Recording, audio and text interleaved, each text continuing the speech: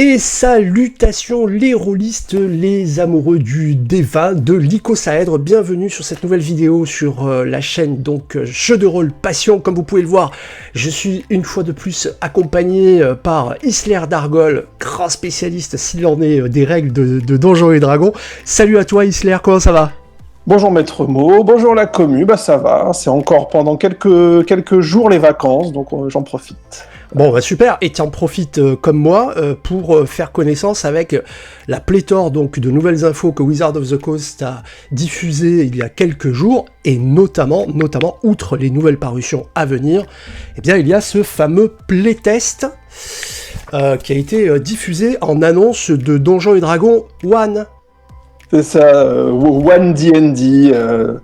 On va pas discuter de la pertinence de ce nom pour l'édition anniversaire à paraître en 2024. Alors, on est un certain nombre à penser que One D&D, c'est pour revenir à Original D&D, donc ODD, le DD de 74, donc pour boucler la boucle. Mais voilà, effectivement, on a commencé à voir le document, on a le premier document de playtest de l'édition, alors on pourra l'appeler édition 5.5, édition 6, édition révisée, on verra. En effet, alors c'est vrai que c'est un playtest qu'on peut obtenir en allant directement, alors, ou sur D&D Beyond si on a un compte gratuit chez D&D Beyond, ou en allant sur le site de Wizards of the Coast. Donc là j'y suis, là comme vous pouvez le voir sur le site, vous avez là, donc Wizard a bien fait les choses, un petit onglet One D&D Start Playtesting. Il vous suffit donc de vous rendre là-dessus, vous inscrire, ce qui est gratuit. Je crois que tu l'as rappelé chez l'ami Vieux Geek, hein. Ouais. Il faut quand même avoir un compte D&D Beyond, alors on est d'accord avec ça ou pas, mais moi, tout comme toi, j'ai récupéré tout un tas de matos tout à fait gratuitement, mais en cédant de l'information, ce qui, de nos jours, et de l'argent. Tout à fait. Donc voilà, vous pouvez vous le procurer ici. Donc pour le suivre, ce dont on va parler avec Isler là pendant cette discussion, eh bien je vais vous projeter également le PDF. Donc ce que je fais là tout de suite. Voilà, de telle façon que vous puissiez donc voir un petit peu ce qui est proposé et suivre un petit peu l'analyse qu'on va en faire, Isler et moi, pour essayer d'en tirer, comme on dit, la substantifique moelle, en sachant que en propos préliminaires, on est obligé de rappeler que c'est du matériel de playtest, hein, Isler. Tout à fait, et je suis content que tu le dises, mais ça ne m'étonne pas de toi, parce qu'effectivement, je comptais déjà lever la main pour rappeler, pour tous ceux qui étaient déjà là à l'époque de DD Next, c'est-à-dire le playtest de DD5, entre ce qu'on a là dans les mains et ce qui va réellement débarquer en 2024, peut y avoir des différences très très conséquentes, hein. Donc, il ne faut pas non plus s'enflammer. Là, ce qu'on a, voilà, c'est une proposition qui est temporaire, il tâte le terrain. Voilà. Exactement, tout comme d'autres l'ont fait avant eux, hein, Pathfinder, et puis d'ailleurs pour la version 5, c'est comme ça que Wizard a réussi à remettre le pied à l'étrier, c'est en procédant à un playtest mondial, en demandant des retours des joueurs, donc c'est plutôt intelligent. Il y avait eu plusieurs versions, parce qu'en fait, des Next, on avait eu des packages, et à chaque fois une évolution entre les règles. Hein, donc, En effet, donc c'est important de le rappeler, que donc Wizard procédera à un feedback, à un retour de toutes les personnes qui auront utilisé le playtest pendant l'été, retour en septembre, de façon à analyser un petit peu tout ça, et puis proposer le package suivant, puisque là on est, je le rappelle, sur le premier package, un Character Origins, donc les origines du personnage. Tout à fait. Alors, à noter quand même que ce package, il est proposé quand même par Jeremy Crawford, Chris Perkins et Ray Winninger, donc on est carrément dans les lead designers de chez Wizard.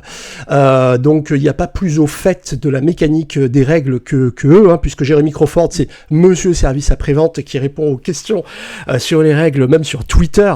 Donc, voilà, on a quand même du matériel de qualité.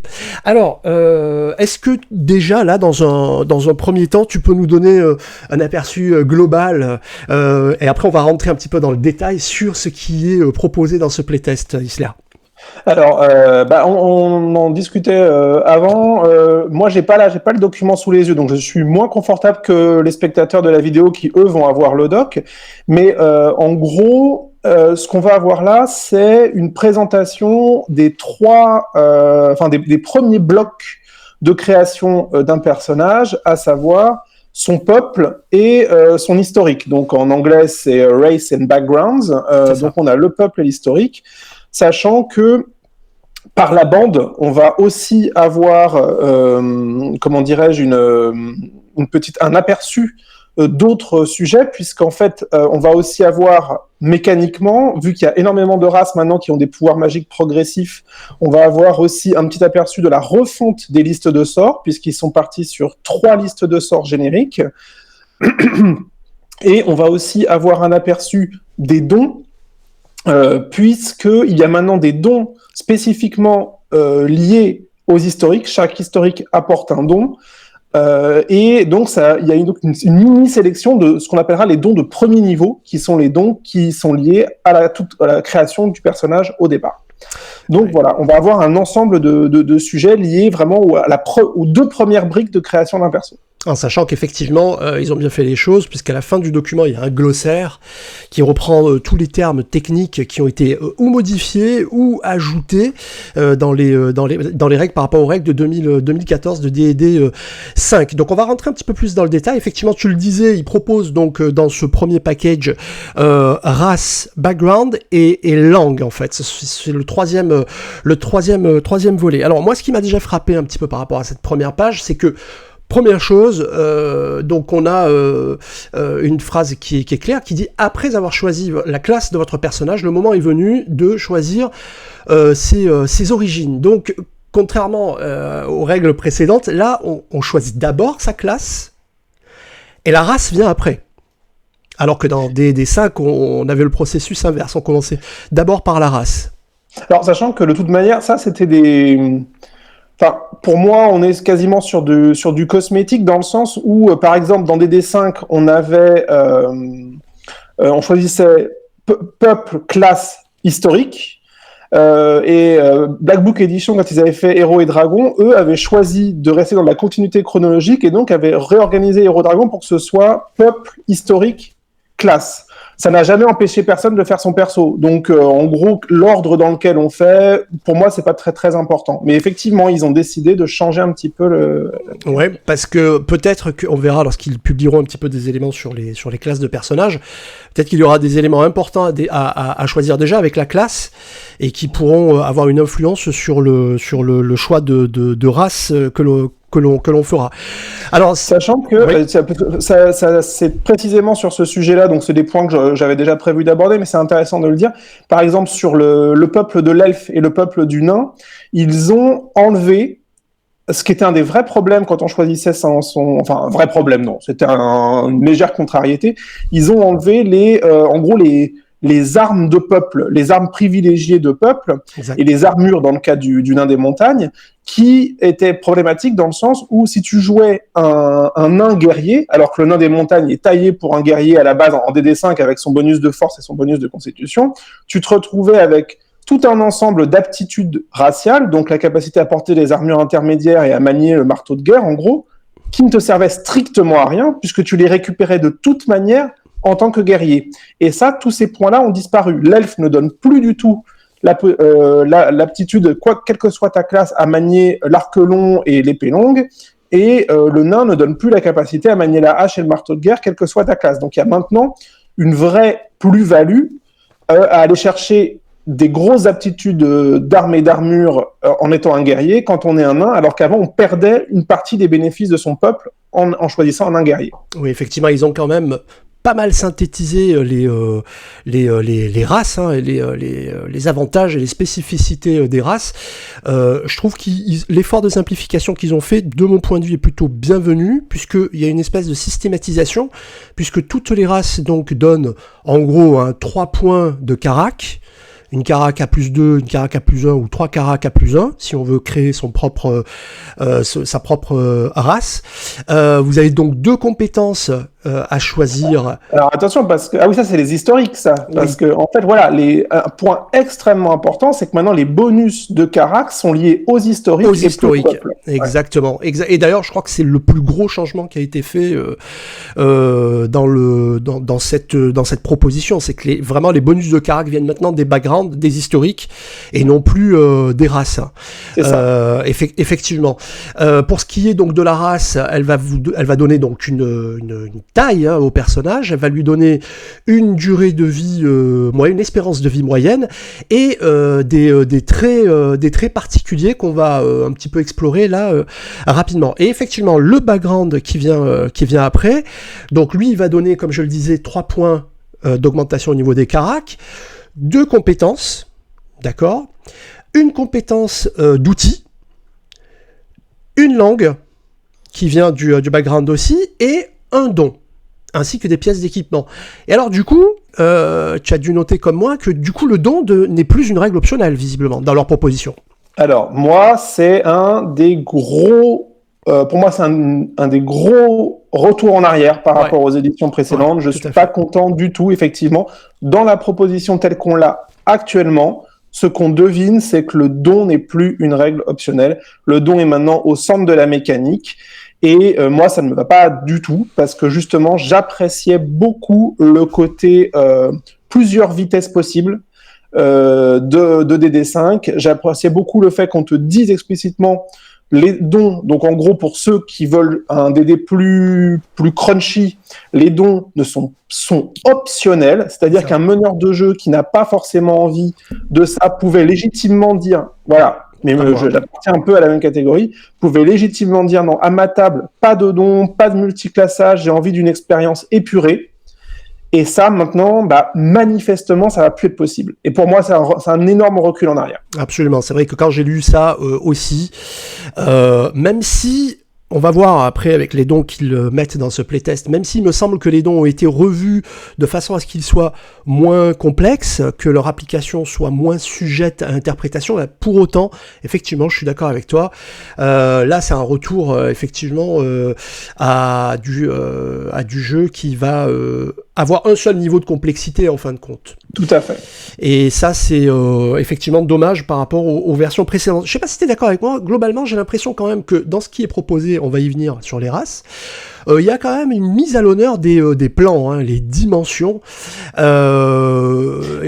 ont vraiment, enfin, tu sais, c'est comme avec le Marvel Cinematic Universe où il y a clairement un post-Thanos, donc en gros post-Endgame, où maintenant le focus c'est les diverses réalités. Et ce qui est marrant, c'est que les deux des plus gros mammouths culturels, donc à savoir le Marvel Cinematic Universe et maintenant Donjons et Dragons, sont exactement sur la même ligne, puisque eux maintenant ils sont à fond dans le planaire, dans le multiversel, avec toutes les méthodes possibles, donc que ce soit le Spelljammer qui vient de sortir ou l'annonce officielle qu'on allait avoir le Planescape, et maintenant ils sont vraiment à fond dedans. Ils sont vraiment à fond dedans. Je suis vraiment très surpris. Alors, c'est un aspect de Donjons et Dragons, moi personnellement, que j'aime beaucoup. Le Manual of the Planes de AD&D à l'origine, c'était un de mes ouvrages préférés par Jeff Grubb, parce que justement, c'est on va dire dans l'esprit D&D, on passe dans les plans lorsque les personnages dans les anciennes versions arrivaient à haut niveau et que la plupart des défis du plan matériel primaire étaient relevés, paf, là on s'ouvrait aux dimensions, les plans extérieurs, etc. Alors j'en veux pour preuve de cette nouvelle orientation, enfin on va dire de ce renforcement de l'aspect planaire, eh bien l'ajout d'une race jouable qui est le Hardling. Ouais, alors là pour moi pareil, je ne comprends pas. Je comprends pas de quoi il s'agit, puisqu'effectivement il s'agit, d'un point de vue gameplay, c'est assez transparent, de faire un équivalent en gros issu, on va dire, du côté bon de la cosmologie, un équivalent du Tiefling, pour qu'on ait vraiment les deux types de familles qui se regardent en boucle. On notera par rapport à ce qu'on disait sur le planaire que le Tiefling est maintenant à les 3 origines possibles, alors qu'ils avaient fait le choix dans la 5e de le limiter à la branche infernale. Donc maintenant, on peut avoir la branche abyssale, donc la branche démoniaque, et les Yugoloths au centre. Moi, ça, c'est un truc que je le reconnais, je préfère ça, puisque moi, j'aime bien l'idée, par exemple, parce que c'est une ascendance évidente et pleine de potentiel, qu'on puisse jouer un tiefling issu de ce prince démon, tu sais, de la fertilité, avec un nom avec plein de Z, dont le nom... Grast, voilà, Grast, qui était le grand copain de Eagle-Wilv, alias Tasha. Voilà, tout à fait. Donc là, il y a une porte ouverte intéressante. J'aime bien l'idée qu'on puisse jouer un tiefling qui soit issu d'un Rakshasa ou d'une Gnome nocturne ou des choses comme ça. Donc ça, c'est très bien qu'il l'ait fait. Mais alors, par contre, ils ont voulu mettre quelque chose en face. Et au lieu de mettre les Aasimar, ce que je soupçonne qu'en fait, ils ne veulent pas faire un doublon avec le Monster of the Multiverse. Et comme les Aasimar sont déjà dans le Monster of the Multiverse, bah, ils ont été obligés de créer autre chose. Et donc, ils sortent les Hardlings, alors que, et c'est là où on va faire une réflexion de vieux DDistes, alors qu'on a déjà les Guardinals, qui sont exactement, il avait préparé son petit marque-page, qui sont exactement sur le même concept, c'est-à-dire, bah voilà. Voilà, les Guardinals, donc ça, c'est le Manual of the Planes 3.5, parce que j'ai mené effectivement une petite enquête, hein, tout comme toi. Aucune trace de cette nouvelle race dans AD&D, hein, visiblement inexistante. Même pas dans le Manual of the Planes. En revanche, effectivement, cette race dont il nous parle, ce sont des êtres célestes qui sont des plans supérieurs et qui manifestent des aspects animaux. Et effectivement, ceux qui s'en rapprochaient le plus, et ça m'est venu tout de suite à l'esprit, ce sont les Celestials, et notamment donc les Guardinals, qui ont une tête de lion, et qui sont des êtres, des plans bons, quoi. Ouais, en fait, qui représente l'alignement neutral good. Donc, on voit bien que le neutral pour le côté animaux, puisque c'est tout ce qui est druidique, les bêtes, et le good parce qu'il représente donc voilà une des familles célestes. Donc, j'avoue que s'ils avaient vraiment voulu raisonner en symétrie, pour moi, il était évident qu'ils auraient dû faire donc 3 branches de créatures célestiales, lawful good, neutral good, chaotic good, avec les neutral good, donc venus des Guardians, qui pouvaient proposer cette espèce de mélange, en fait, ce qu'ils recherchent avec les Hardlings, à savoir le côté animal anthropomorphe céleste. Et on l'avait déjà. Alors, en fait, ils ont creusé un petit peu plus que ça. Alors, j'ai petit avantage sur toi, c'est qu'effectivement, j'ai le document, la pile sous les yeux. Mais en fait, ça, ils l'ont fait, mon cher Isler. Parce que le Celestial Legacy, en fait, donc, tu choisis 3, tu as le choix entre 3 Legacies, et chacune d'entre elles, c'est exactement ce que tu avais anticipé, ce que tu désirais, est associé à un alignement. Par exemple, tu as les exaltés, tu peux donc choisir un Hardling exalté qui est associé au plan chaotique bon, un Hardling angélique, Heavenly, qui est associé donc au Lawful Good, Loyal Bon, ou idyllique, associé au Neutral Good. Je suis d'accord avec toi, mais en fait, moi, ce qui me gêne, c'est le côté animal anthropomorphe, c'est-à-dire dans le sens où si tu veux jouer un animal anthropomorphe céleste, ça doit être le neutral good, donc qui correspond au Guardinol. Et or là, en gros, quelle que soit la branche que tu choisis, pour faire une blague qui fera à tout le monde, t'as une tête de chien, tu vois. En gros, t'as cette espèce de côté comme si tout... et encore une fois, là, on parle du Player Handbook, on parle du choix par défaut, puisque nous, on a déjà vu les Aasimar dans le Monster of the Multiverse, on a la version update, puisque le Monster of the Multiverse, il est considéré comme haut niveau 5.5. Hein. Et ils sont en français mi-septembre d'ailleurs. Hein. Voilà, donc on a déjà les Aasimar, sauf que là, la proposition par défaut, quand tu veux jouer un PJ de lignée célestiale, c'est d'avoir des traits animaux, ce qui ne devrait pas être le cas à mon sens. Voilà, je suis tout à fait d'accord avec toi. Effectivement, tu peux pas te départir de ça. Alors voilà, donc c'est vrai que moi je m'attendais au Aasimar aussi, hein, tout comme toi, et de voir débouler donc les Hardlings. Ça m'a un petit peu surpris. Bon, on verra bien ce que Wizard en fait, puisqu'ils vont avoir les remontées, y compris les nôtres, voir est-ce qu'ils vont conserver ça. Donc, ils ont conservé par contre les Dragonborn, et comme tu le disais à très juste titre, oui, pardon, vas-y. Dis-moi. Ah, mais j'ai une remarque technique, très technique à faire, mais je pense que c'est la même que la tienne, très technique à faire sur les Dragonborn. Oui. Ils ont conservé les Dragonborn, alors qu'effectivement, ça fait doublon avec le Fitzban, où on a les versions révisées des Dragonborn, mais non seulement ils les ont conservés, mais elles sont moins bien que les versions du Fistban. C'est-à-dire que si vous devez jouer un Dragonborn, là, vous prenez pas cette version-là. Vous allez acheter le Fistban et vous jouez un Fistban parce que les Dragonborn du Fistban, déjà, vous avez la troisième famille avec les Gem Dragons. Et en plus, ils sont revenus en arrière sur la mécanique de souffle draconique. Et donc, vous avez la vieille mécanique de souffle draconique qui fait que vous devez sacrifier toutes vos actions de combat pour cracher vos flammes, alors que dans le Fistban, ils avaient bien précisé que si vous aviez plusieurs attaques par tour parce que vous êtes un guerrier, un barbare, vous ne sacrifiez qu'une de vos attaques à la place de votre souffle. Ouais. Donc, on est revenu sur le design d'avant, et en échange, ils lui ont juste donné la Dark Vision qu'il n'avait pas avant. Donc là, pour le coup, il y a un flottement de design qui est bizarre. C'est vrai. C'est vrai. Alors ça, j'y ai songé.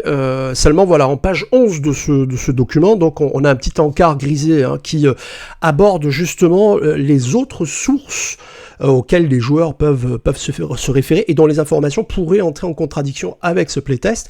Et c'est vrai que dans la liste de ces bouquins, il n'est pas question du Fistban. Je pense qu'ils le considèrent vraiment comme un ouvrage, un bouquin de setting, quoi, quelque part, un petit peu de contexte, et que c'est encore plus optionnel que l'optionnel, je dirais, quelque part. Ouais, mais ce qui est triste, c'est que le Dragonborn, depuis la sortie de la 5e, c'était un petit peu le peuple mal aimé. Tout le monde se plaignait qu'on pouvait pas, enfin, il était clairement pas au niveau des autres peuples.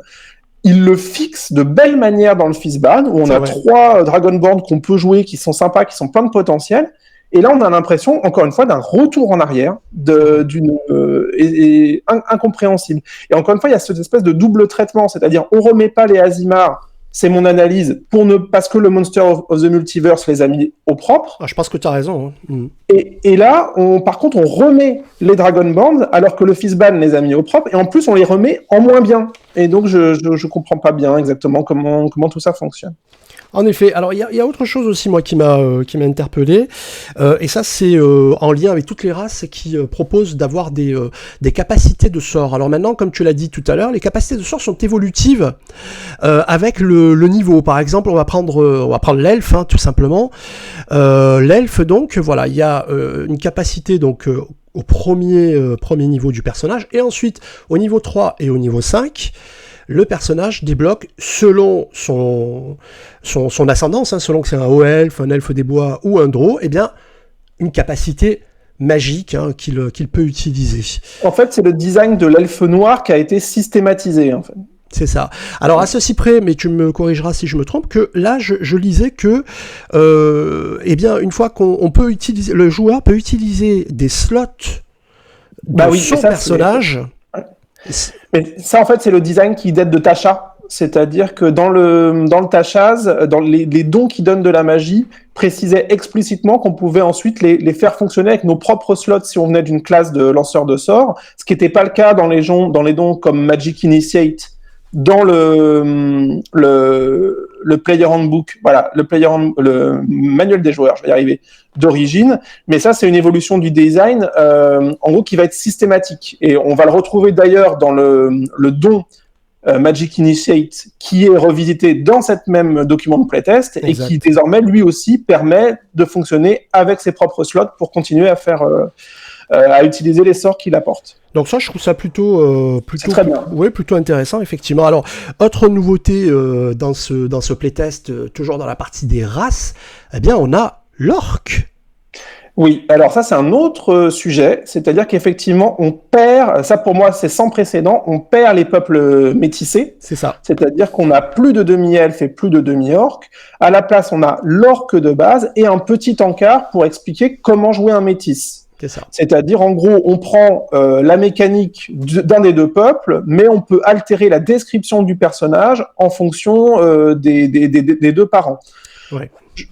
Moi, à titre personnel, je trouve que c'est assez pauvre comme solution. J'aime pas l'idée qu'on perde le demi-elfe. Le demi-orc, je peux voir ce qu'il a de problématique, parce qu'effectivement, il y avait quand même implicitement l'idée de violence sexuelle qui était liée en temps de guerre, qui était liée à son existence.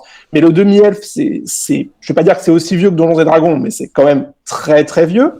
Et en plus, il y avait cette idée à un autre niveau de potentielle culture métisse, c'est-à-dire l'idée qui est des villages entiers de demi-elfes, voire une civilisation de demi-elfes, des choses comme ça. Ce qu'on retrouve en fait quelque part chez Tolkien avec les Numénoréens, où il y a cette espèce d'idée qu'il y a quand même une lignée elfique derrière eux, ce qui explique en partie leur potentiel. Et ça, on le perd. Maintenant, il n'y a plus que des métis de première génération potentiellement dans l'univers de Donjons. Mais parce qu'il y a un changement de paradigme majeur, qui est que lorsqu'on parle de demi-elfe, forcément, on part du principe qu'il y a une ascendance humaine. Or, ce que propose dorénavant Donjons et Dragons, c'est un métissage total. Ouais. Tu peux plus dire maintenant demi-orc, il faudrait dire orc tieflin ou halfling nain, puisque effectivement l'encart dont tu parlais propose toutes les combinaisons possibles. Donc résultat des courses, même le texte de description de la race des orques est un texte qui a été revu. Oh là oui. Excite l'orque sauvage qui brûle, pille, etc. Là, il y a, on voit qu'ils ont vraiment donné un lustre un peu plus, ils ont redoré le blason des orques, tout simplement. Oui, et puis même d'un point de vue cosmologique, c'est-à-dire que la façon dont est décrit leur dieu, on voit, en fait, si tu connais pas le background de Dédé, si tu connais pas l'univers de Dédé, tu vois juste un dieu de la bravoure, de la fureur guerre, de la bravoure guerre. Il y a même plus de la fureur. Tu as raison. Ouais. Oui. Il y a plus du tout le côté Grunch étant en guerre contre tous les autres dieux. Il y a plus le côté fureur, le côté berserk, le côté méchant du dieu. Exactement. Maintenant, on a juste un dieu de la bravoure et un peuple qui suit son dieu. Donc effectivement, on a un orc qui est beaucoup plus présentable. Et oui, beaucoup plus consensuel. Du coup, c'est un signe des temps. C'est l'évolution du jeu, effectivement. Alors là, à moins que tu aies autre chose à nous dire, parce qu'on a parlé aussi du Tieflin, effectivement, avant, dans la version classique, le Tieflin était associé à Asmodée. Et donc maintenant, comme on le disait, effectivement, il y a 3 origines possibles pour les Tieflins, qui sont donc abyssal pour un Tieflin qui est plutôt lié aux abysses, donc les démons. Chtonien, alors ça j'ai beaucoup aimé le terme, chthonique. Donc là par contre on est plus en lien avec les plans comme Hadès, Carcérie, la GN et les Yugoloths. Parce que les Yugoloths, ça fait partie de cette race de démons qui est relativement peu connue, peu mise en avant. Moi, j'adore. Je crois que tu aimes beaucoup aussi les Yugoloths. Disons que ce que j'aime bien, c'est parce qu'il y a vraiment les 2 pôles qui sont les diables et les démons. Et les Yugoloths, en fait, sont les mercenaires du mal. C'est-à-dire que c'est ceux qui louent leur service parce qu'ils sont neutral evil, donc ils n'ont pas de champion dans la loi entre la loi et le chaos, de la lutte entre la loi et le chaos, et donc louent leur service au plus offrant. Quitte pendant les grandes batailles de la Blood War, donc de la guerre entre les anges et les démons et les diables, quitte à changer de camp pendant les batailles. Et donc il y a vraiment cette idée de mercenariat, parce que leur caractéristique, c'est l'avidité, c'est donc le greed, et ça j'aime bien ces démons-là. Et même si c'est vrai que ils sont pas aussi évidents à présenter aux joueurs. Diable et démon, on voit tout de suite de quoi il s'agit, à savoir la tyrannie contre, en gros, le nihilisme cosmique, avec les 2 qui se regardent en face. C'est moins évident de pitcher les Yugoloths. Mais c'est vrai que c'est très bien d'avoir accès aux 3 possibilités pour les origines. Très très chouette. Moi, ça c'est quelque chose que j'ai beaucoup aimé. Alors, je te propose du coup de rentrer dans les backgrounds, d'arriver. Alors, juste il y a un point que je voudrais aborder, qui est indirectement lié au peuple, mais qui est important.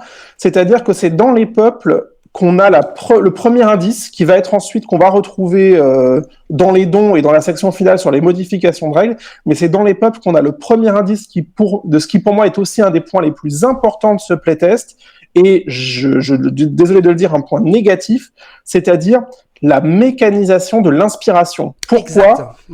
Parce que l'humain a maintenant automatiquement l'inspiration, il gagne automatiquement l'inspiration après un repos long, et en fait c'est quelque chose qu'on va retrouver tout au fil de ce document de playtest, à savoir qu'il y a maintenant des outils mécaniques qui n'ont plus rien à voir avec le joueur, mais tout à voir avec le personnage pour récupérer l'inspiration.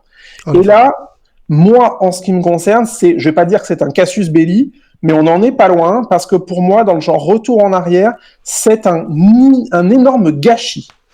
Pourquoi ? Parce que l'inspiration dans DD5, c'était ce qui permettait aux joueurs, pas aux personnages, aux joueurs, en gros c'était le roleplay, R-O-L-E, face au roleplay RO2L. C'était vraiment ce qui permettait aux joueurs de, par son roleplay, par son humour, par son dynamisme, par ce qu'il apportait autour de la table, de gagner un petit bonus chiffré. Donc il y avait vraiment cette idée que parce que tu as fait un monologue incroyable en roleplay, tu vas récupérer l'inspiration que tu pourras utiliser soit instantanément pour augmenter tes chances sur ton jet de discussion parce que tu as fait un beau monologue, de faire un très beau jet de persuasion, soit tu le thésaurisais et tu pouvais ensuite l'utiliser en combat, c'est-à-dire qu'il n'y avait pas de... Tu pouvais le garder pour avoir un avantage sur un jet d'attaque. Or, même s'il y a un petit passage dans le document de playtest... Voilà, je viens de l'afficher, effectivement. Voilà, ils indiquent qu'on peut toujours... Le MJ peut toujours distribuer au roleplay cette inspiration. Si tu as... comme la règle de thésaurisation de l'inspiration n'a pas changé, c'est-à-dire qu'on peut toujours avoir un jeton d'inspiration par joueur max, si tu as plein d'outils pour l'avoir automatiquement, et on va voir qu'il y a d'autres outils pour l'avoir automatiquement, bah une fois que tu as ton jeton et que tu l'as pas dépensé, tu n'as plus d'intérêt à faire du roleplay, puisque en gros, tu pourras pas avoir d'avantage direct. Et autre point très important, ce roleplay, il était guidé par les historiques dans la 5e, puisque tu avais les fameuses indices de, enfin en gros, grandes lignes de caractère de ton personnage. Motivation, voilà, défauts, objectifs. Et en gros, donc, il y avait un véritable outil pour incarner son personnage et qui permettait d'avoir une récompense ludique. Et ça, donc, les historiques, il n'y a plus les guides de roleplay, il n'y a plus du tout ça, on les a plus. Et maintenant, il y a toute une pléthore d'outils pour avoir automatiquement l'inspiration. Donc, on a laissé le roleplay RO-LE de côté pour aller à fond sur le roleplay RO-2L sur l'inspiration. Et ça, c'est dommage. C'est vraiment dommage. Alors effectivement, même si je trouve qu'ils ont quand même pensé à certains garde-fous, notamment le fait que l'inspiration, si tu ne t'en es pas servi avant le repos long, tu la perds. Oui, et si tu gagnes une inspiration alors que tu en avais déjà une, eh bien toi en tant que joueur, tu peux l'offrir à un autre joueur. C'était déjà plus ou moins le cas dans la version précédente. Hein. C'est vrai, mais sauf que là, visiblement, cette offre, il la conditionne au fait que tu reçois l'inspiration et que tu en avais déjà une. Oui, mais par exemple, le texte. Si tu vois, si tu as une équipe avec un humain qui la regagne automatiquement, et par exemple quelqu'un qui prend le background de Ménestrel, qui peut offrir l'inspiration dès qu'il joue de la guitare après un repos long à proficiency bonus personnage, donc mettons un Ménestrel de niveau 5, bah, il va offrir 3 jetons d'inspiration direct sur 4 joueurs. S'il y a un humain et un ménestrel, ça veut dire simplement qu'après chaque repos, tout le monde redémarre avec les slots d'inspiration. Avec les slots d'inspiration, oui, tout à fait. Non, mais c'est vrai qu'ils ont, par certaines mécaniques de règles, simplifier et automatiser l'inspiration. Alors après, à leur décharge, quelque part, me semble-t-il, en suivant un petit peu les discussions sur Internet, etc., l'inspiration, c'était une des mécaniques les plus floues pour les MJ novices, en tout cas, qui savaient jamais vraiment quand l'attribuer, à quel moment la donner, parce que c'est quelque chose qu'on avait tendance peut-être à oublier pendant le jeu. Et me semble-t-il, c'est une tentative de Wizards of the Coast, on va dire, d'inscrire, si tu veux, dans le marbre, cette règle, pour qu'elle soit plus simple à appréhender, il me semble.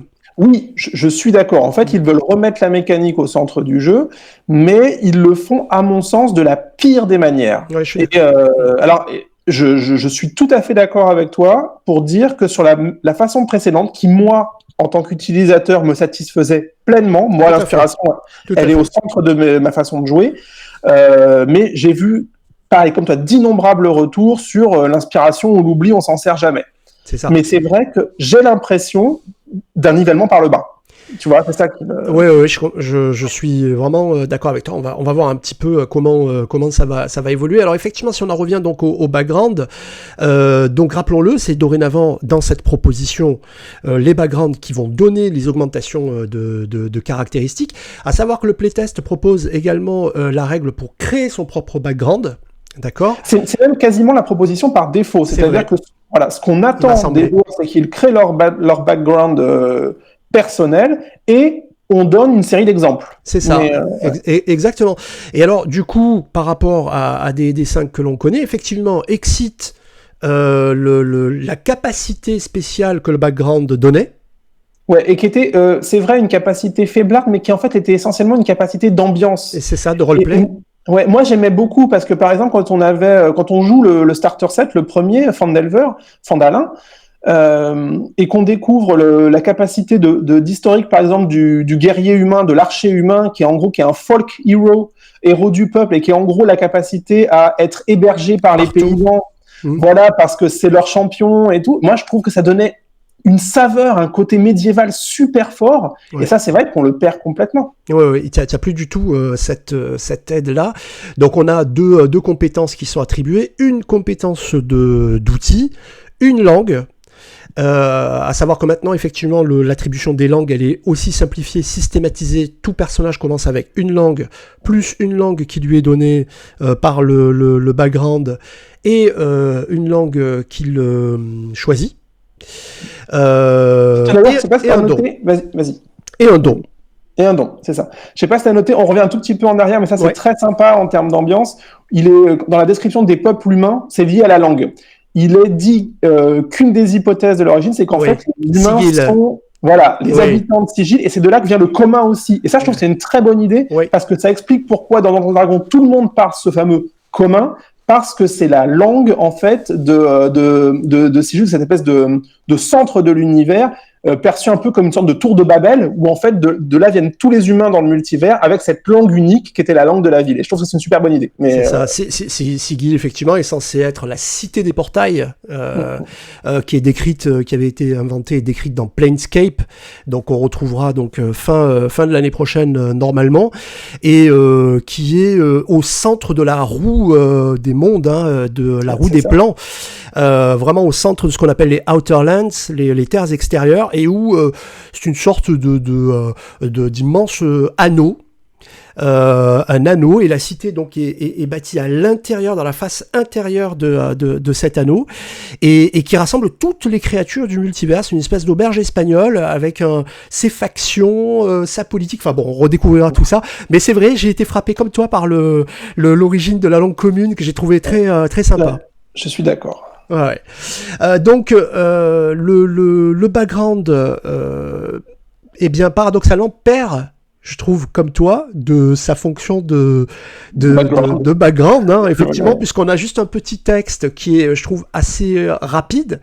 En revanche, on a pas mal d'informations techniques. Alors, si on continue un petit peu plus loin, on a ensuite la description des dons qui sont proposés dans ce playtest. Ah oui, alors une chose concernant les langues aussi, parce que je passe dessus, elles ont été classées en deux catégories, tu as vu, les langues dites standards, communes, où on va avoir les géants, les elfes, les nains, etc., et les langues rares. Voilà. C'était déjà le cas en cinquième. Je suis pas catégorique, mais il me semble que c'était déjà le cas où il y avait vraiment l'idée de langue vraiment exotique par rapport aux plus classiques langues de peuple. Alors, pour ce qui est des dons, donc les dons dorénavant ont un niveau. Oui. Et des prérequis. Et on a une information concernant leur est-ce qu'ils sont repeatable, c'est-à-dire est-ce qu'ils sont upgradables, cumulables. Cumulables, merci beaucoup, cumulables. Donc là ils en mettent quelques-uns dans ce playtest. Qu'est-ce que ça t'a inspiré? Bon bah déjà, donc l'obligation des dons, on en a déjà parlé, moi ça me saoule.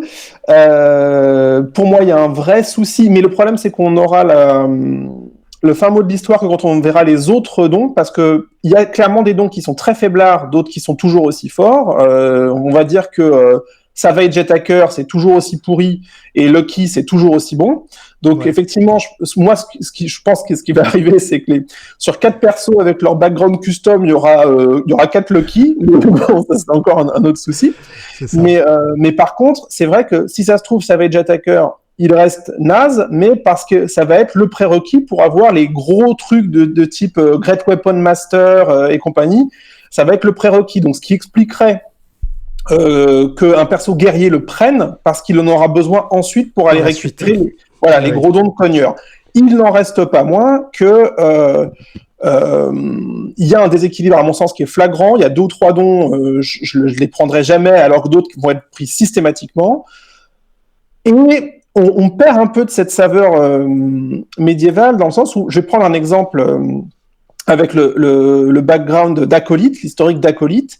Ce que j'aimais bien dans la version précédente, c'est quand tu le prenais, alors tu avais tes compétences de religion, tu avais ton guide roleplay lié à la religion, tu avais ta petite capacité d'historique, donc en gros pareil, où les gens du même culte que toi pouvaient te prêter assistance, ce que je trouvais très bien. Ouais. Là maintenant, dans la version actuelle, si tu prends ce background-là, que j'affiche là, oui. voilà, tu as automatiquement Magic Initiate Cleric. Et donc, on voit ce qui, à mon avis, est une tendance lourde, notamment avec la refonte des peuples qu'on a vu un peu avec la systématisation des sorts magiques au niveau 3, au niveau 5, c'est qu'on revient dans cette tendance lourde du design de la 5e, et on l'accentue, qui est l'omniprésence de la magie. On a de la magie un peu partout, tout le temps. Et donc, moi, j'aimais bien l'idée, avant, en prenant le background d'Acolyte, de pouvoir faire juste un chevalier pieux, c'est-à-dire un guerrier d'un ordre saint, mais qui serait en fait très proche d'un templier de notre histoire, c'est-à-dire juste un guerrier. Là, maintenant, si tu prends le background d'Acolyte tel qu'il te le donne, tu fais de la magie. Tu es un paladin, quasiment, même si tu prends un pur guerrier, bah, tu pourras lancer ton guidance et ton bless, parce que c'est évidemment les sorts que tu vas prendre, parce que c'est les plus balèzes. Et donc, on se retrouve là-dessus. Alors après, tu pourras toujours faire ton background custom et prendre tout d'Acolyte et prendre un autre don, donc prendre ton Savage Attacker par exemple, et retourner sur ce chevalier pieux. Mais la proposition par défaut, c'est quand même l'accès à la magie. Et moi, à titre personnel, je trouve encore une fois, on met l'accent sur du design qui était celui de DD3. C'est-à-dire vraiment cette omniprésence des capacités utiles, on perd un peu en termes d'esthétique. Oui, effectivement. Et je pense que tout à l'heure, tu as dit quelque chose de vraiment très très important qu'il faut avoir à l'esprit, c'est que ce sont des exemples, des propositions de background qui sont faites et que la règle par défaut, c'est de composer son propre background. Et je pense que ça, très vite, la plupart vont l'oublier, tout comme la plupart oublient que les dons en 5E sont optionnels. Donc, effectivement, ça va être quelque chose à garder à l'esprit et à voir évoluer. Alors après, je comprends la logique si tu veux. C'est-à-dire qu'avant, quand on créait son perso, il y avait 3 blocs qui ne pesaient pas du tout la même chose. Il y avait, on va dire, la classe, le peuple et le background qui finalement pesaient très peu. Sauf si on jouait beaucoup l'inspiration. Là, auquel cas, il revenait au niveau. Là, ce qu'ils ont voulu faire, c'est que vraiment les 2 blocs peuple et background pèsent autant mécaniquement. Et donc, effectivement, ils ont mis plus d'aspects mécaniques sur le background. Donc, ça va ensemble. Je comprends la logique. C'est juste que c'est pas une direction qui me plaît. Parce que moi, j'aimais bien le fait qu'ils se soient un petit peu... qu'ils aient pris leur distance avec les paramètres... le paradigme de design de DD3, qui était le don au centre, le build au centre de l'expérience de jeu. Alors, en parlant de magie, tu l'as évoqué aussi tout à l'heure, on se retrouve donc dorénavant avec 3 catégories de sortilèges. Auparavant, on avait divin et arcane. Et là, donc, on a... en fait, c'était plus compliqué que ça. C'est-à-dire qu'en fait, là, c'est une simplification. C'est-à-dire qu'avant, il y avait une liste de sorts par classe de lanceur de sorts. Là, maintenant, il y a l'idée de ces 3 métalistes, qui sont donc effectivement arcane, divine et primal. On retrouve c'est la classification des D4, en fait. On retrouve ça, sachant que ce qui est sous-entendu, on va le voir dans le prochain document de playtest, c'est que chaque classe de lanceur de sorts va ramener sur ça une plus petite liste de sorts exclusifs. Donc en gros, un paladin aura accès aux sorts d'origine divine, plus quelques micro-sorts de paladin. Mais ce que ça change, c'est que par exemple, ça veut dire que quelqu'un qui prend Magic Initiate Divine, on revient sur ce truc d'Acolyte, peut aller chercher maintenant les sorts de Smite de Paladin, auxquels il n'avait pas accès avant, puisqu'on ne pouvait pas aller chercher les sorts de Paladin avec le don Magic Initiate dans la version précédente. On pouvait aller chercher que les sorts de Clerc. Donc ça permet en gros de mieux répartir les sorts sur, notamment les dons, mais sur l'ensemble des... En gros, les sorts sont plus accessibles avec ces 3 métallistes. Et du coup, des combinaisons beaucoup plus nombreuses, beaucoup plus complexes aussi. Ça risque ça risque de faire couler pas mal d'encre là-dessus. Mais c'est vrai qu'on en saura plus que quand on aura les listes consolidées de sorts. Et tu vois, par exemple, on va prendre un exemple qui, je pense, parlera au cœur de nombreux joueurs. Si on joue maintenant un Eldritch Knight, donc en gros l'archétype par défaut biclassé guerrier mage du guerrier, donc le chevalier arcanique, chevalier arcanique, ouais, il me semble. Chevalier arcanique. Ouais. On va pouvoir aller chercher, par exemple, avec un background d'acolyte, aller chercher un sort de smite qu'on pourra faire fonctionner avec ses propres slots de sorts, et donc on va se retrouver avec un Eldritch Knight qui peut faire des châtiments, ce qui n'était pas le cas avant. Si toutefois l'Eldritch Knight est maintenu. Oh, je pense qu'ils vont le laisser. C'est la combinaison guerrier-mage, c'est une combinaison qui obsède le joueur américain notamment. On a 3 versions différentes entre le Eldritch Knight, le danseur, enfin je sais plus comment il s'appelle, le magicien avec son épée, le magicien elfe, le chantelame, je crois. Le chantelame et le Hexblade chez le Warlock, c'est une combinaison qui obsède les joueurs américains. Il y aura toujours plein de propositions. Je vois pas le Eldritch Knight partir. Ouais. Mais disons qu'avant, quand on jouait à Eldritch Knight, en gros, on jouait un pur guerrier qui pouvait lancer Shield et qui pouvait lancer Haste à partir d'un certain niveau. Là, maintenant, on va pouvoir avoir un perso qui fait son châtiment. Et ça, c'est une des options que nous ouvre cette refonte des listes de magie. Alors, on va passer, si tu veux bien, aux règles, aux rules glossary qui est proposé à la fin. Là aussi, hein, quelques petites modifications qui sont proposées. Alors, on a parlé de l'inspiration, mais il y a des choses un petit peu plus communes, plus prosaïques, hein, notamment le retour du fumble sur les tests de Karak et les tests de compétences. Alors, en fait, avec son frère jumeau, c'est la réussite automatique. C'est-à-dire que maintenant, effectivement, un 1 est toujours un échec, un 20 est toujours une réussite. Moi, j'aime pas. J'aime pas ça. J'aimais bien l'idée que si tu voulais tenter un jet de difficulté épique, donc un DD 30, une difficulté 30 dans Donjons et Dragons, bah, soit tu avais de l'aide, soit tu étais une des classes qui avait l'expertise, mais sinon, même avec un 20, tu pouvais pas y arriver. Et j'aimais bien cette idée-là.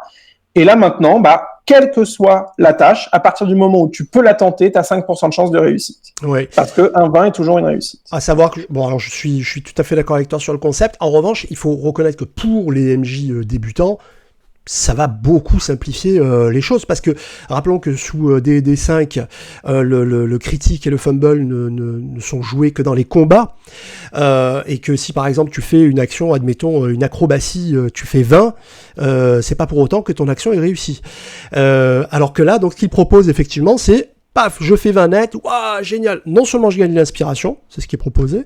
Oui, parce que tu mets la chance à la banque. Ça, à la limite, voilà.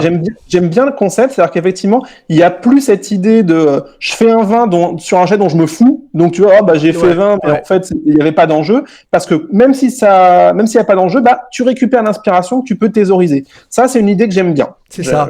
Et puis ça va fluidifier le jeu pour beaucoup, parce que ça fait un calcul de moins à faire. Bing, la réussite ou l'échec de l'action est lisible tout de suite sur le D20, donc à la limite, pourquoi pas. En revanche, il y a du changement du côté des conditions, puisqu'ils nous ont créé une condition qui est slowed, ralentie. C'est une bonne idée. Ouais. Et on a des changements au niveau de la grappled, en sachant que grappled, c'est un peu la patate chaude de toutes les éditions depuis la 3e édition. Je me souviens d'une petite vidéo qui était excellente, qui tournait en dérision justement la procédure de grapple de la 3e édition, qui était la 3e édition, c'était spectaculaire. C'était incroyablement complexe. Ça a été simplifié avec la 5e. Et là, je trouve que les modifications qui ont été faites sur grapple sont plutôt sympas. Déjà, on se retrouve avec lorsque tu as la condition de grapple, donc ta vitesse tombe à 0. Tu es désavantagé sur tes jets d'attaque contre toute créature autre que celle qui te grapple. Celui qui te grapple peut te déplacer, ça on l'avait jusqu'ici, pas de souci. Et par contre, ce que je trouve sympa, c'est que du coup maintenant tu as un facteur de difficulté pour échapper au grapple. Alors qu'auparavant, le facteur de difficulté c'était le jet de celui qui t'avait grappelé. Alors que là, tu es sur un 8 plus la force ou la dextérité de celui qui t'a grappelé. C'est un score fixe et je trouve ça plus simple à gérer du coup. Alors là pour le coup, là je suis sans filet, donc je voudrais pas dire de bêtises. Mais ceux qui suivent mon actualité savent que je suis en train de designer un bestiaire pour la 5e édition. J'ai pas mal de créatures qui grappled, justement, et je me suis inspiré du design de pas mal de monstres. Il y avait déjà ça, hein. Il y avait déjà, à chaque fois qu'une créature avait une capacité à attraper, elle était liée avec un escape DC avec un nombre fixe. Hein. Donc, moi, j'ai souvent utilisé cet outil-là. Donc, pour moi, c'est pas un outil qui date de ce playtest-là. C'est pas là-dessus qu'est le changement. Alors, très certainement, à vérifier, les gars de la communauté qui êtes là, allez-y, jetez un œil. Mais me semble-t-il que dans la règle, en tout cas pour les personnages qui font le grapple, peut-être qu'effectivement ça a été ensuite, il y a eu des modifications au niveau des stat blocks avec le monstre du multivers, etc. Peut-être qu'effectivement la règle a été changée, que ça m'a échappé, mais en tout cas dans la règle de base du manuel des joueurs, tu dois faire un jet dont la difficulté est pas fixe. Enfin bon, à vérifier. En revanche, ce qui est intéressant, c'est que lorsque tu réussis une attaque à main nue, eh ben, tu as un choix, en fait, entre 3 effets. Et ça, c'est super chouette. Ou tu fais des dégâts, ou tu grapples la cible, donc tu la... Ça doit être agaçant pour tous les francophiles. Tu l'agrippes, merci. Tu l'agrippes, c'est tellement l'habitude des termes en anglais, tu l'agrippes donc pour faire les effets qu'on vient de décrire, ou tu chauves, tu la fais tomber, tu la fais basculer. Et ça, c'est sympa, je trouve.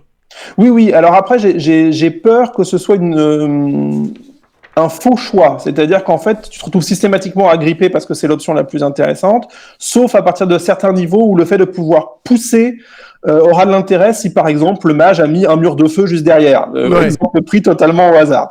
Mais j'ai peur que ce soit un faux choix. Mais après, moi, j'aime bien l'idée. Ah, moi, j'aime bien ça aussi. On revient aussi sur le repos long, repos court. Alors là aussi, pareil, sauf erreur de ma part, j'ai lu quelque chose qui m'a plutôt intéressé. En cas d'interruption d'un repos long, si tu as pu te reposer au moins 1 heure avant qu'on interrompe ton repos long, on peut partir du principe que tu bénéficies des effets d'un repos court. Un repos court, oui, ce qui paraît logique. Je trouve ça plutôt Autre point, je ne sais pas si tu l'as vu, si tu avais prévu d'en parler, mais pour moi qui est significatif, même si c'est un tout petit point de détail, il est précisé que les créatures, quand elles combattent, ne font plus de critiques. Les critiques sont réservées aux personnages joueurs. Les monstres ne font plus de critiques quand ils tapent.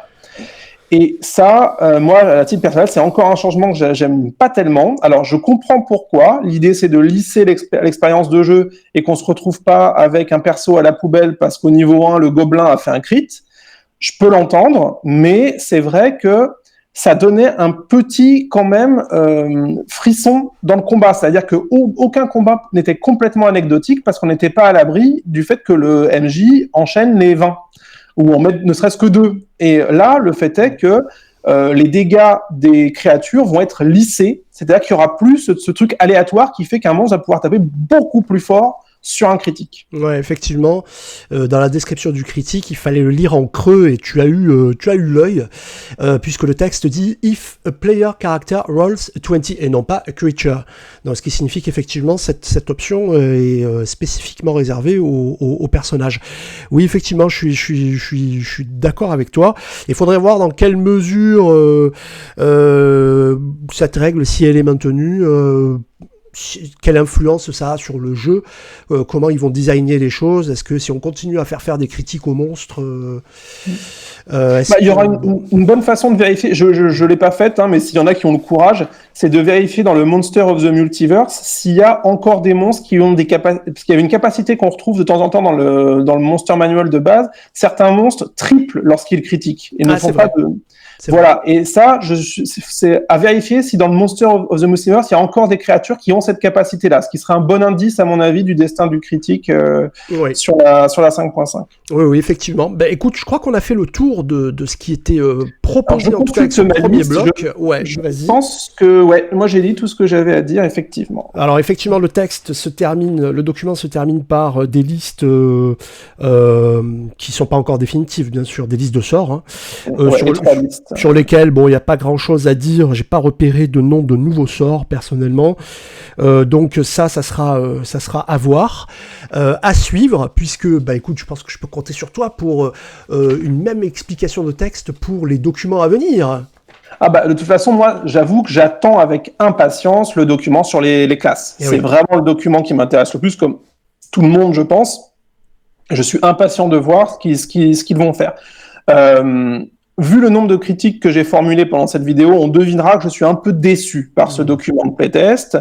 Maintenant, encore une fois, rien n'est définitif. Et puis, on me demande mon avis, je vais le donner. Donc, je vais aller remplir le petit formulaire pour dire que je suis déçu par ce document de playtest. Mais c'est vrai que ce qui m'intéresse le plus, c'est clairement la refonte des classes et voir ce qu'ils vont nous proposer. Par contre, et à leur décharge, comme ça on termine sur une note positive, il est évident quand on lit ce document de playtest, qu'on aime ou pas les changements, qu'ils sont très attentifs à la compatibilité. C'est-à-dire que là, il n'y a rien qui casse l'équilibre, enfin la balance de pouvoir par rapport à l'édition 5, et donc on va pouvoir jouer en mélangeant les ouvrages 5.0 et 5.5 s'ils continuent comme ça. Et ça, c'est quand même le truc le plus important, qu'on aime ou pas leur nouveau choix, c'est qu'on puisse continuer à jouer avec tout le matos qu'on a accumulé avec la nouvelle édition. Je pense à l'inverse, c'est un enjeu énorme pour eux, oui, effectivement. Voilà, ou à l'inverse, qu'on puisse ne pas acheter la nouvelle édition et continuer à jouer avec son ancienne version et avec tout ce qui va sortir par la suite, qui est le point clé qui, à mon avis, fera ou défera la 5.5. Est-ce qu'on a la compatibilité? Si on l'a, ils peuvent faire ce qu'ils veulent. Moi, je m'en fous. Ma 5.0, je l'ai. Et je l'aime et je la bichonne. L'important, c'est que je puisse continuer à acheter en n'ayant aucun souci de conversion. C'est ça le point clé. Absolument. Alors, merci Isler d'avoir été avec moi, d'avoir passé du temps à décortiquer ce document. Ça a été un super moment, une fois de plus. Pour l'invitation. Et puis encore une fois, on voit bien sur le ping-pong. Quand t'as sorti tes Guardinals, j'étais aux anges parce que voilà, on bosse. Et oui, ça se prépare et on préparera tout aussi bien donc la suite. Alors pour nous, c'est important de savoir si ce genre de vidéo vous intéresse, qu'on décortique pour vous des documents qui ne sont pas encore traduits, pour que vous soyez au plus près de l'actualité de Donjons et Dragons, de ce qui se passe, puisque la nouvelle mouture est prévue pour 2024. C'est demain, comme on dit, 2024. Donc n'hésitez pas à nous le dire en commentaire de cette vidéo, n'hésitez pas à la partager sur Facebook, sur YouTube, c'est ce qui fera que elle sera le plus largement diffusée. Alors les amis, je vous dis à bientôt, jetez-vous sur ce playtest pour vous faire votre opinion, laissez-nous des petits commentaires. Isler, je te dis bonnes vacances. Merci, bonne rentrée, et puis effectivement, on se retrouve, on prend d'ores et déjà rendez-vous pour décortiquer les classes quand elles tombent. Exactement. À bientôt les rôlistes, et jouez bien.